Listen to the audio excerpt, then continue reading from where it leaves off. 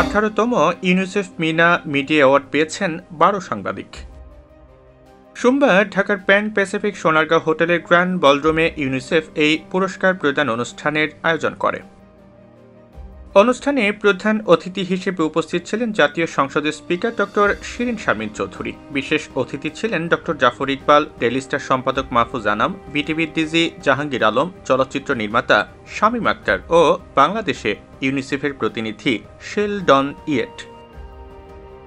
অনুষ্ঠানে বিজয়ীদের অভিনন্দন জানিয়ে স্পিকার বলেন, শিশুদের প্রয়োজনগুলো সবার সামনে তুলে ধরার ক্ষেত্রে গণমাধ্যমের গুরুত্বপূর্ণ ভূমিকা রয়েছে। UNICEF Bangladesh is acknowledging the work of 15 Bangladeshi journalists for their outstanding reporting on children's issues. And it is interesting to see that the age group is below 18 and also 18 and above. So basically children are reporting on children's issues. And it has been named after the famous and very popular Meena cartoon, which is very close to the heart of the children. And this Meena cartoon actually conveys many important messages on very important issues relating to child protection and child rights.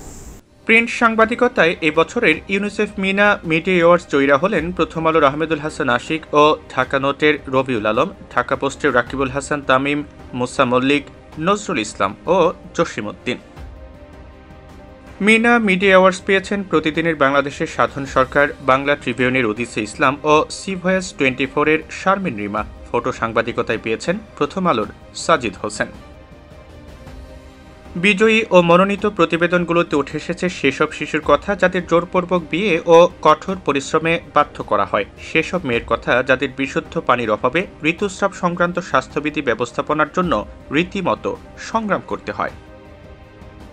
UNICEF Meena media অ্যাওয়ার্ডসের নামকরণ করা হয়েছে বাংলাদেশ এবং বিশ্বের নানা প্রান্তে শিশু ও প্রাপ্তবয়স্কদের কাছে জনপ্রিয় কার্টুন চরিত্র মিনার নামে।